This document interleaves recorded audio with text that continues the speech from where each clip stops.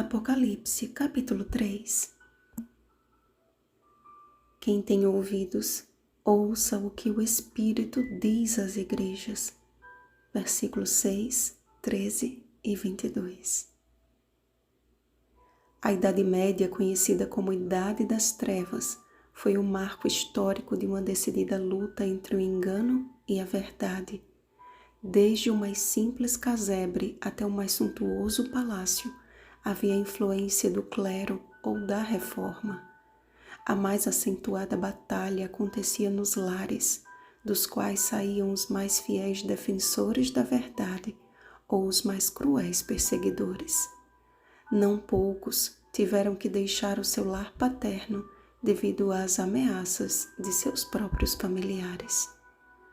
O período da Igreja de Sardes, de 1517 a 1798, certamente foi um período de trevas de perseguição, mas também de grande luz, dada à divulgação da Palavra de Deus através dos reformadores que levaram a Bíblia aos lares de seus conterrâneos em sua língua materna.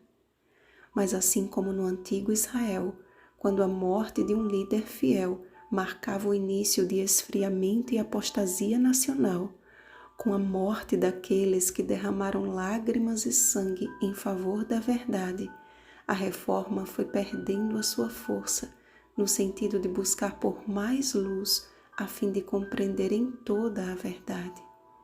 Com a queda ascendente do papado e o período de trégua das perseguições, as fogueiras se apagaram, mas instalou-se o maior dos perigos, a letargia espiritual. Em 1798, o Papa Pio VI foi preso pelo general napoleônico Berthier, marcando o fim da supremacia papal. Houve um cântico de alegria, que é o significado da palavra Sardes, entre os protestantes pela conquista da liberdade de culto. Também sinais extraordinários no mundo natural, como o terrível terremoto de Lisboa em 1755 e o dia escuro na Nova Inglaterra em 1780, marcaram o final desse período como uma preparação para o que estava por vir, o início do tempo do fim. Ser vigilante deveria ser a ordem rigorosamente obedecida pelos cristãos. Contudo, foram achadas apenas umas poucas pessoas que não contaminaram as suas vestiduras. Restavam uns poucos fiéis que perceberam o cumprimento das profecias e que muitos tesouros ainda precisavam ser descobertos na preciosa mina da verdade.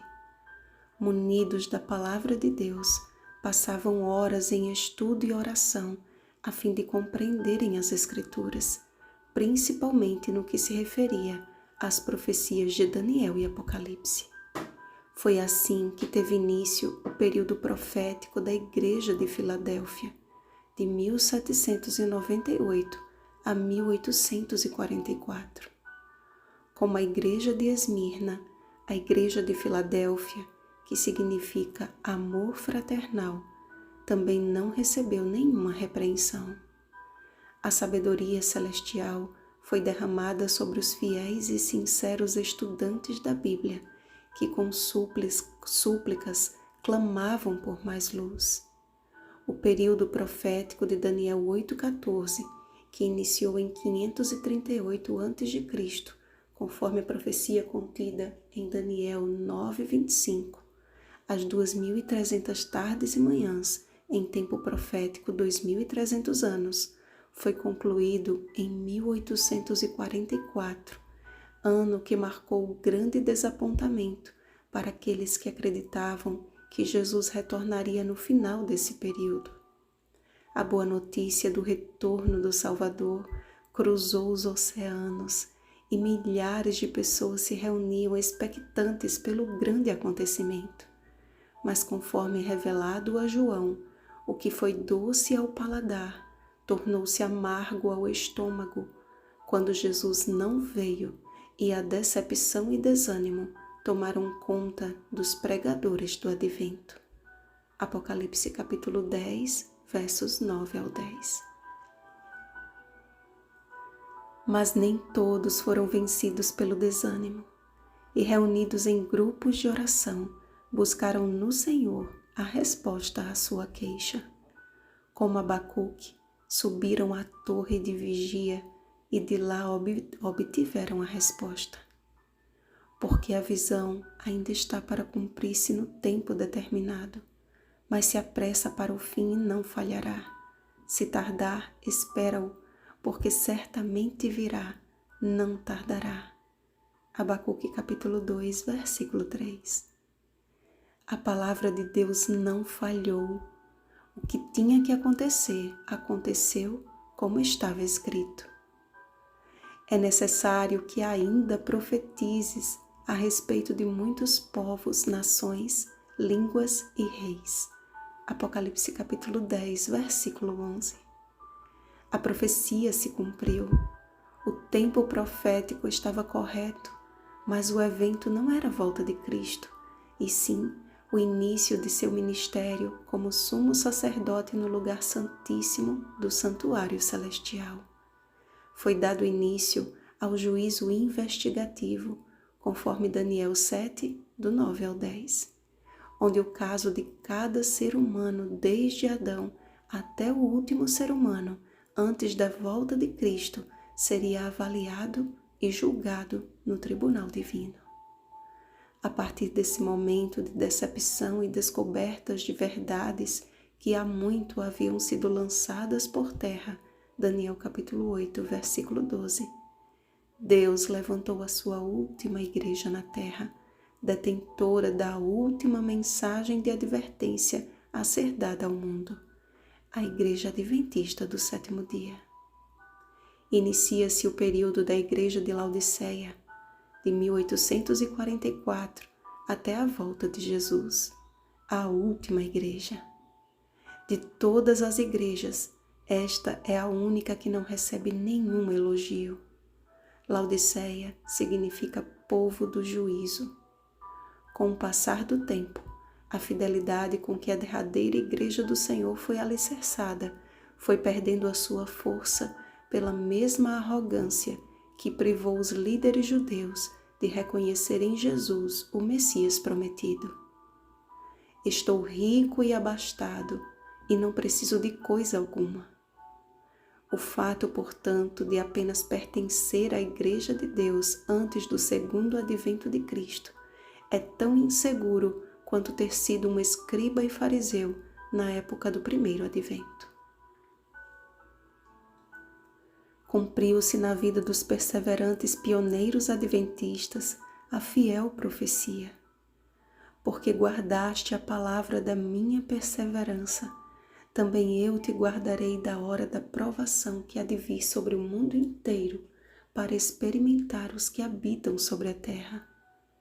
Hoje, todos estes fiéis atalaias da verdade descansam no pó da terra, até que do alto a voz da onipotência os desperte do sono. Nenhum deles passará pelo tempo de angústia qual nunca houve. Daniel capítulo 12, versículo 1. Estão guardados no sono dos justos, pela fidelidade de um Deus que não mente e que jamais falha em suas promessas. Oh, quanto necessitamos obter de Cristo o ouro refinado da fé e do amor, as vestes de sua justiça e o colírio de seu espírito, ou jamais reconheceremos a nossa miserável condição. A mensagem que temos em mãos só abalará o mundo quando ela estiver em nosso coração. A última igreja de Cristo não pode cumprir a sua missão enquanto Cristo estiver batendo do lado de fora. Quantas preciosas promessas Ele nos faz, se tão somente dermos ouvidos ao que o Espírito diz às igrejas. Verdadeira conversão, fé inabalável, arrependimento, fidelidade às Escrituras, manter-se incontaminado do mundo, pureza de coração, perseverança e completa dependência de Deus, eis o que Ele espera encontrar na última geração dos justos. Amados, não temos mais tempo a perder com coisas que atrasam e atrapalham a missão que Deus nos confiou. Um dia teremos de prestar contas ao Senhor da vinha, e nenhuma das desculpas que usamos diante das pessoas a fim de tentar justificar nossos erros servirá. Da boca dos servos de Deus, os verdadeiros profetas, nunca saiu um eu acho, mas sempre um claro e sonoro assim diz o Senhor.